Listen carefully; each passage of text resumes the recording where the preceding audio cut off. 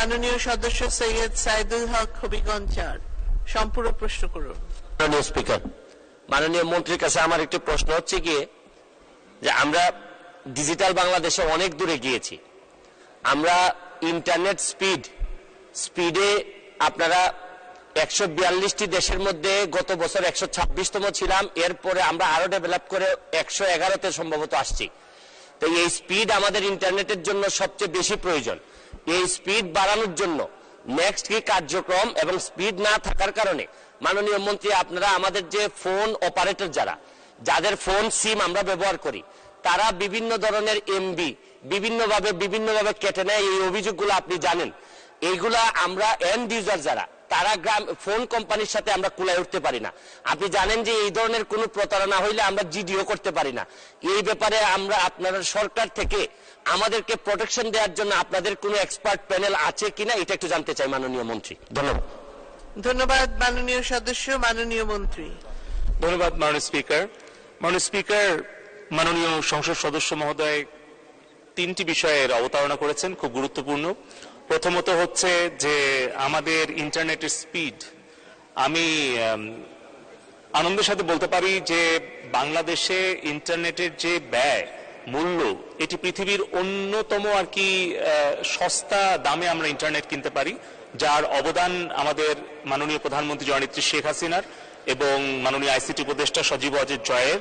কারণ আজ থেকে 15 বছর আগে বাংলাদেশে ইন্টারনেট ব্যবহারকারীর সংখ্যা ছিল মাত্র 50 লাখ মাননীয় স্পিকার, এবং তখন ইন্টারনেট পার এমবিপিএস এর দাম ছিল 85,000 টাকা, এবং ঢাকার বাইরে কোনো ব্রডব্যান্ড কানেক্টিভিটি ছিল না।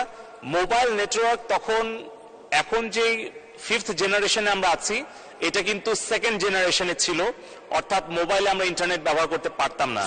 সেইখান থেকে কিন্তু এখন ইন্টারনেট আমরা পার এমবিপিএস 50 টাকায় নামিয়ে আনতে পেরেছি, এবং বাংলাদেশে ইন্টারনেট ব্যবহারকারীর সংখ্যা 13 কোটিতে উন্নীত করতে পেরেছি, এবং ঢাকা থেকে বিভাগ, জেলা, উপজেলা হয়ে এখন ইউনিয়ন, এমনকি আপনি যদি প্রত্যন্ত চর কিংবা দ্বীপ কিংবা পাহাড় যেখানেই যান, বাংলাদেশের 98% ভূখণ্ড এখন 4th জেনারেশন মোবাইল নেটওয়ার্ক আওতায় এসছে। এখন 19 কোটি সিম ব্যবহারকারী। কিন্তু এই যে মোবাইল ফোনের যে বিপ্লব, ইন্টারনেট ব্যবহারের যে বিপ্লব, এটি কিন্তু সম্ভব হয়েছে মাননীয় প্রধানমন্ত্রী জননেত্রী শেখ হাসিনার দূরদর্শী নেতৃত্বের ফলে। 2008 সালে যখন ডিজিটাল বাংলাদেশের ঘোষণা দেওয়া হয়, তখন কিন্তু এই মোবাইল ব্যবহারকারীর সংখ্যা, ইন্টারনেট ব্যবহারকারীর সংখ্যা অত্যন্ত নগণ্য ছিল। সেখান থেকে আমরা এসেছি, এবং 1998 সালে যখন মাননীয় প্রধানমন্ত্রী মোবাইলের মনোপলি ভেঙে দিয়ে 4টি কোম্পানিকে উনি লাইসেন্স প্রদান করেন, তার ফলেই কিন্তু আজকে আমরা এই মোবাইলের সম্প্রসারণ এবং সাধারণ দরিদ্র মানুষের কাছে স্বল্প মূল্যে মোবাইল ফোন এবং ইন্টারনেট পৌঁছে দিতে পেরেছি। দ্বিতীয় যে অংশটি হচ্ছে যে আমরা গতকালকেই আমাদের বাংলাদেশ টেলিযোগাযোগ নিয়ন্ত্রণ কমিশনের উদ্যোগে আমরা একটি গণশুনানির আয়োজন করেছিলাম, যেখানে ফিজিক্যাল এবং ডিজিটাল মাধ্যমে 3000 জন প্রশ্ন জমা দিয়েছিলেন। 3 ঘন্টা ব্যাপী আমরা শুনানি করেছি।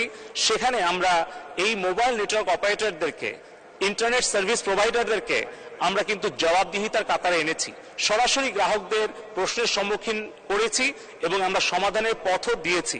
এবং তৃতীয়ত যেটা আমি বলবো, যে আমাদের যে ভবিষ্যতে যে পরিকল্পনা, সেখানে অবশ্যই যে কোনো গ্রাহক, তিনি সংসদ সদস্য হন অথবা সাধারণ একজন নাগরিক হন, কৃষক হন, শ্রমিক হন, তারা যদি আমাদের বিটিআরসিতে অভিযোগ করেন, তাহলে সেই মোবাইল নেটওয়ার্ক অপারেটর কিংবা ইন্টারনেট সার্ভিস প্রোভাইডার, যত প্রভাবশালী, যত বড় কোম্পানি হোক, তাদেরকে আমরা আর্থিকভাবে ফাইন করব, তাদেরকে আমরা আইনের আওতায় আনবো, এবং আমাদের সেই আইটি অডিট টিম রয়েছে, ফাইন্যান্সিয়াল অডিট টিম রয়েছে। আমরা সেই জবাবদিহিতা নিশ্চিত করছি বলেই আমাদের বিটিআরসি থেকে কিন্তু 73,000 কোটি টাকা আমরা আমাদের রাজস্ব খাতে জমা দিতে পেরেছি। ধন্যবাদ মাননীয় স্পিকার।